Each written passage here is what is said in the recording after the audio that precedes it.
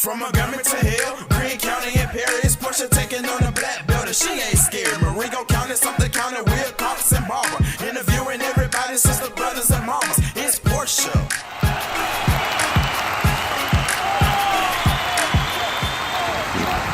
Hi, welcome to Portia Takes on the Black Belt. Even though we're not quite in the Black Belt, we're gonna interview someone in the Black Belt. We're in Jefferson County this time, and we're gonna interview someone who has been fighting for rights here in this area and trying to make a difference in the community with Black Lives Matter. I hope you enjoy the show. Thank you so much. See you soon. Let the church say amen. Hi, welcome to tonight's episode 14. I am Portia Shepherd. I am live here in the city of Fairfield, Alabama, but although I'm in Jefferson County, I'm talking to Black Belt resident Mercutio Southhouse. Correct? Correct. Okay. Do you want me to use your government name? You call me Mercutio. Okay, just Mercutio for sure. So you're a native of Selma, Alabama, correct? Mm-hmm. Selma, Alabama. So the movement was instilled in you from childhood. Pretty much. All right. So you left here. You left Selma. You came to Birmingham, and then what happened? Our environment makes us, who we are, or whatever. I went to Banks Middle School after coming up here from Selma. From Banks, I went to Huffman, and it was more the same. Drill team, debate team, FBLA, all that good kind of stuff. Never slipping on my nerd. So, but that just helped reinforce everything that I learned in Selma. Coming up here, seeing the differences in people and attitudes in both places, or whatever. It just made me go harder for the movement. What's harder for you to grasp? Is it more so, the civil rights movement in Selma, Alabama, it showed basically white against black. Here, what is the difference between what you saw in Selma growing up and then coming to Birmingham? Was it more black and white, or was it more black and black? Well, unfortunately, depending on how you look at it, it's a lot of the same thing. A lot of people like to hold up Martin Luther King like everybody loved him while he was still alive, but unfortunately, I'm a realist. Only 10% of the church supported Martin Luther King. Wow. And it was a lower percentage of the overall population that supported Martin Luther King. So just like there is now, there were people telling Martin Luther King that he need to calm down, he don't need to do things that way. That's what the whole letters from the Birmingham jail is about. Right. The Southern preachers were telling him, hey, you don't need to be doing sit-ins, you don't need to be doing marches and stuff. And Martin Luther King was like, well, the stuff that we've been doing is not working, so it's time to escalate things. I don't want to put words in his mouth, but I want to say he said the definition. He quoted that the definition of insanity is doing the same thing over and over and expecting different. So people, that's where we are now. We have the same people, the same young black people, the same educated black people. Correct. The same. Unfortunately, a lot of people in the church are saying the same thing they said to Martin Luther King then. Y'all making trouble. Jesus wasn't like this. Right. And not being supportive. Hopefully, we don't repeat the mistakes of the past, and start getting behind the movement after somebody dies or whatever. Right. Hopefully. Well, yeah, and I understand that. But most people, when they say those things, what they don't realize, Jesus was a rebel. So, and even in his time, people said that you don't do it this way. It shouldn't be done that way. So it goes hand in hand. Now, you were thrown out of. Let's go to this shot that I'm showing of you being thrown out of the Trump rally. When you went to first of all, what made you go to the Trump rally when you came to Birmingham? First of all, and then after you answered that, what triggered you to say no? We do matter. What happened? Well, I'm not much of a talker, but I am a doer. And I felt like Donald Trump have been saying very disparaging remarks about all ethnicities, about women, about people with disabilities, just about anybody that he could think of. Retweeting stuff from white supremacist websites and things of that nature. So, in my mind, I was really wondering, why I come to a 75% black city with that foolishness, and also he said specifically that he was going to punch one of us in the face So you know, again, I'm a doer, not a talker. So I wanted to see what was up. You know, that's why I went to the rally. You know, had to let him know. You know, that kind of stuff. The safe space for racism, the safe space for all that shit. That's over with. Excuse me. No, that's fine. That's over with. Like we're not our grandparents. You know, we're not the kumbaya, turn the other cheek, let's go march about it type individuals. You know, we will show up and speak up. Why do you care so much? Why do you care so much? That's so true. You know, back when, you know, a couple of years ago when that stuff happened over in Gate City, you know. What happened in Gate City? Because you got people that walk for the black belt who's not familiar with what happened in Gate City.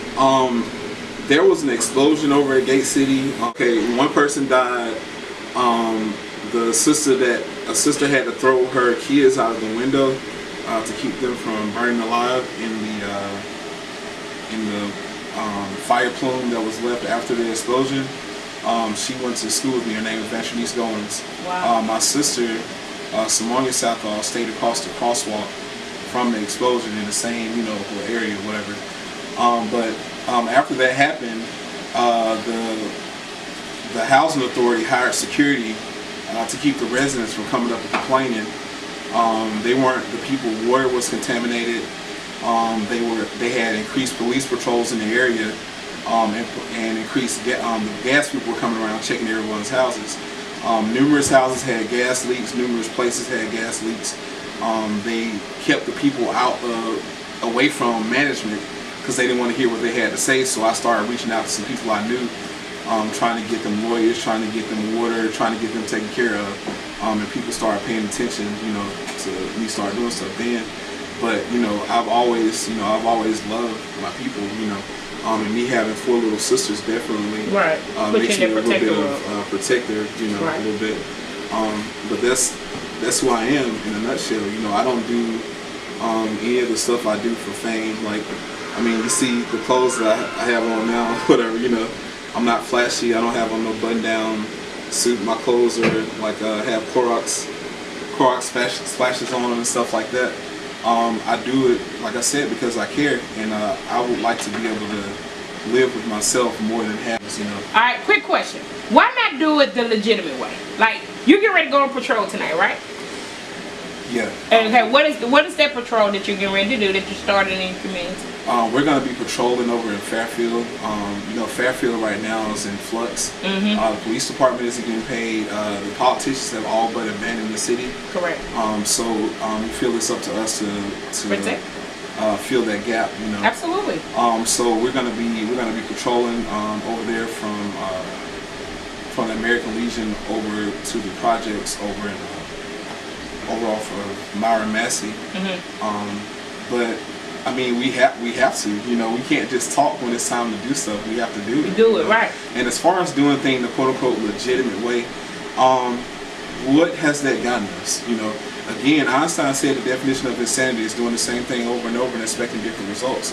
We've prayed, we've marched, we've protested. Everyone wants to say, what about the vote? We voted all these people in that's doing this stuff to us now. But have you made them accountable? You know, I can vote. I vote all the time. They hate to see me come. Oh, here come Big Lie on my porch. But at the same time, if I elect you, I expect you to do what I want to do. And don't just do it because you know I'm going to make noise about it. Do it because that's the right thing to do. And so many times, black people, we elect black politicians and simply because they're black, but we're not making them accountable. And I think that's what happened in Fairfield. If you look at just about any city hall meeting in Birmingham and Fairfield, the people that speak out, what happened? They get escorted out by the police.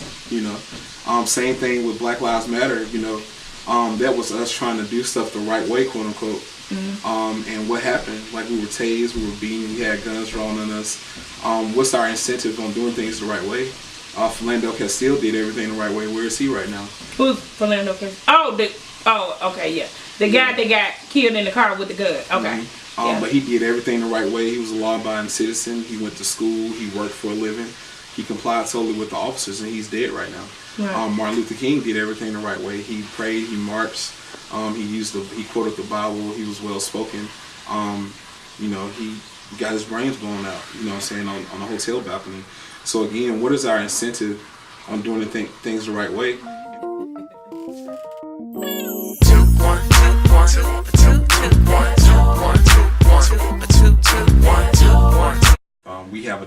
fight for our freedom. We have a duty to win. We must love each other and protect each other. We have nothing to lose but our chains. That's by Assata Shakur.